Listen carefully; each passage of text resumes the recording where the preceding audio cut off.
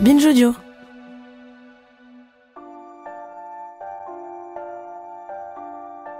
Cinévore fasciné par l'hémoglobine, Quentin Tarantino écrit des films depuis son adolescence. Derrière ce nom à consonance italienne se cache un mec qui a tout plaqué pour faire ce dont il rêvait, des films violents et drôles. Sans surprise, sa vie se résume à sa filmographie. On aura une mission à remplir, et rien qu'une, tuer des nazis. Et les Allemands vont pas avoir à faire le moindre effort pour imaginer la cruauté que leurs frères ont endurée entre nos mains, les talons de nos bottes et le tranchant de nos lames.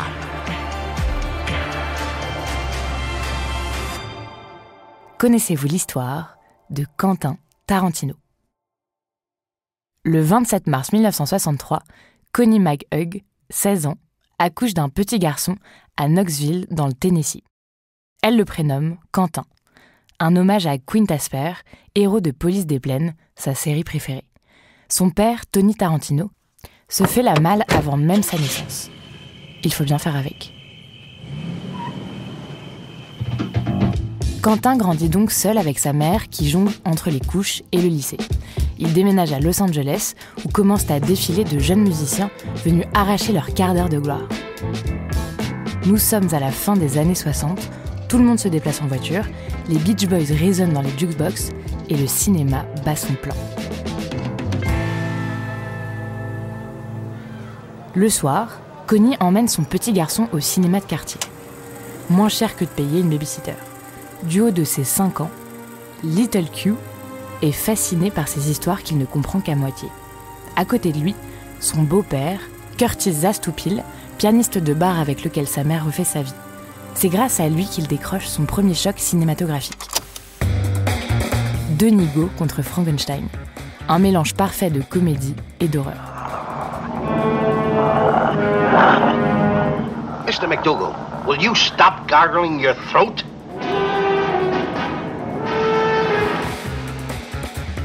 Dans sa chambre, des affiches de films et des piles de magazines recouvrent les murs et les placards.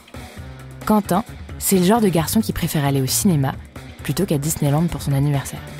À l'âge où ses camarades se gaussent devant les Aristochats, lui découvre le tueur en série de l'inspecteur Harry ou encore l'ultra-violence de la Horde sauvage.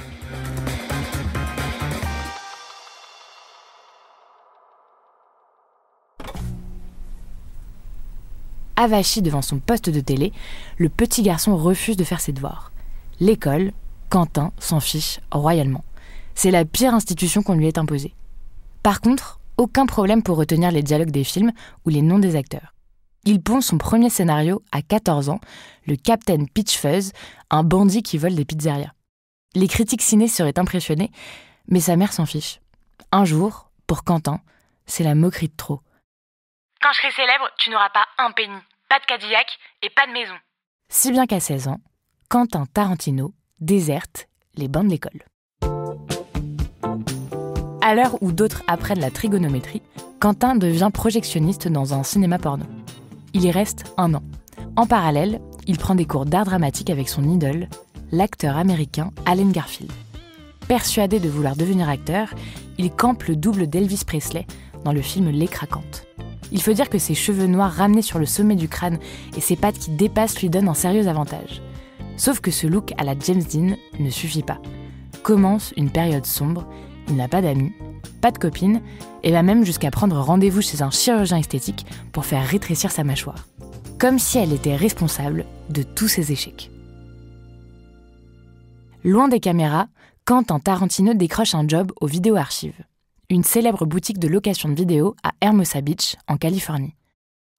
Hi, I'm Quentin Tarantino, and this is Video Archives. This is the store that I used to work at for 5 years before I made Reservoir Dogs. And now I'm back here, so the movie's just opened on video in the USA, and I came back here for Video Archives to do a big hoop to do, because the whole thing has kind of become full circle now. So let's walk inside my old stomping ground.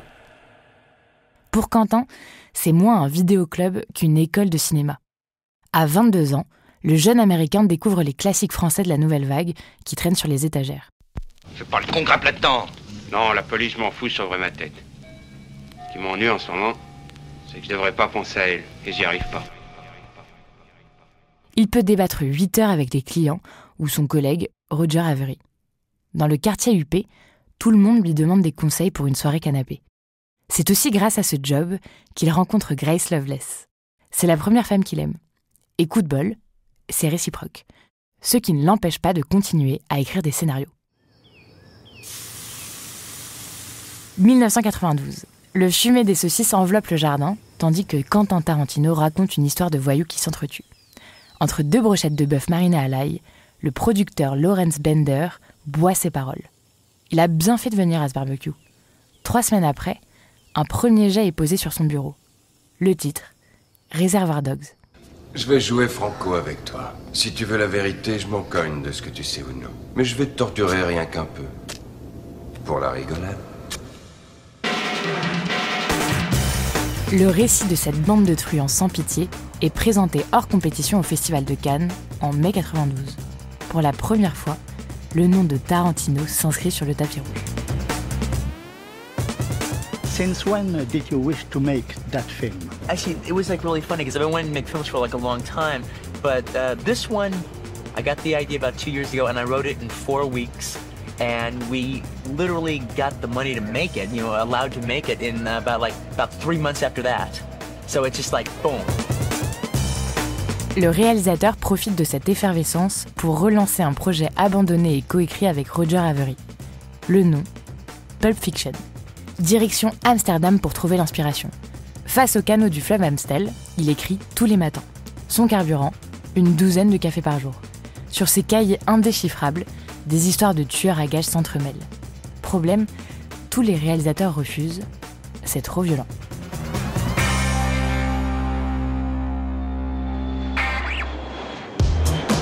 Le script tombe entre les mains d'Hervé Weinstein, directeur de Miramax. Dans l'avion qui l'emmène en vacances à Martha's Vineyard, le producteur lit les 159 pages. 1 heure plus tard, il veut produire le film. Reste à choisir les acteurs. À l'époque, John Travolta passe pour le dernier des ringards. Depuis le succès de Grease ou de La fièvre du samedi soir, il stagne dans des films rentables, mais lamentables. Alors que tout Hollywood l'enterre, l'acteur s'étonne d'être invité à dîner chez Quentin Tarantino. Il accourt au domicile du réalisateur et 5 heures plus tard, Travolta repart avec le rôle de Vincent Vega. De quoi faire rouspéter Harvey Weinstein, qui finit par céder. Pulp Fiction sort le 26 octobre 1994 aux États-Unis. L'amour propre, ça fait mal, mais ça sert à rien. Au 5e round, tu te couches. Faut dire que quand on joue avec le feu, on se brûle.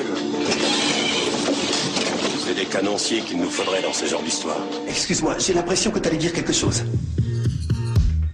Alors que toute l'Amérique se marre devant Friends ou s'émeut devant Forrest Gump, Tarantino offre un shot d'adrénaline à tout Hollywood. Dialogue ciselé, esthétique pop art et personnages intrigants, le film est aussi violent qu'humoristique. Carré noir et regard charbonneux, Uma Thurman excelle dans le rôle de Mia Wallace. Les critiques au Los Angeles Times qualifient Pulp Fiction d'étoile dans les ténèbres et il rafle la Palme d'Or au Festival de Cannes en 1994. The Palme d'Or goes to Pulp Fiction.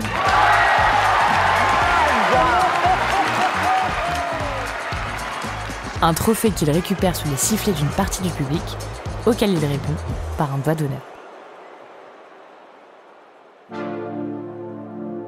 Loin d'être charismatique, le réalisateur est accro à la lumière. Déblatéré sur sa vie intime lors d'une conférence de presse, il adore. Après 7 nominations aux Oscars, Tarantino espère confirmer l'essai avec le film Jackie Brown en 1997. Une histoire d'arnaque et de romance platonique qui laisse le public de marbre. Tarantino prend un coup dans son ego et disparaît. Certains murmurent qu'il a pris sa retraite. D'autres soupçonnent un blocage créatif. Silence radio jusqu'aux années 2000. Au début du 2e millénaire, les blockbusters défilent à la chaîne. Gladiator, Mission Impossible 2, Dark Knight le Chevalier Noir.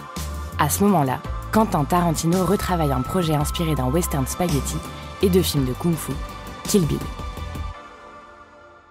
Il a toujours dit que tu es une des meilleures de toutes les filles dans les duels à l'arme blanche. Pour le choix des armes, si tu veux continuer avec ton couteau de boucher, ça me convient très bien.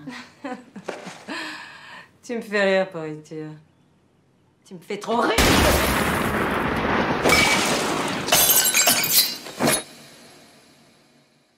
Le pitch se tient en un seul bout de papier qui désigne les cibles à abattre.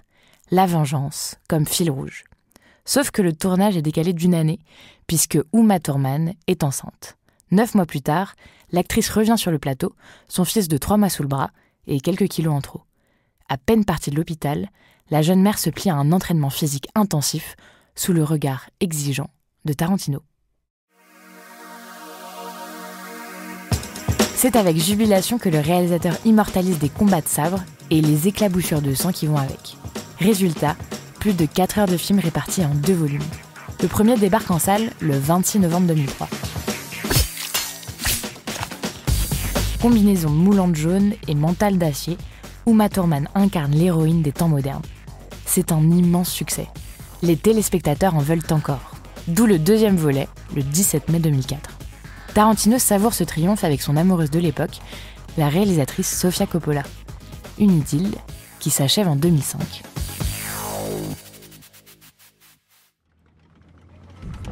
Trois ans plus tard, Tarantino nous plonge sous l'occupation à Paris. Son film Inglourious Bastard règle son compte à Hitler. Si cette fresque cinématographique s'émancipe sans vergogne de la réalité historique, c'est un carton.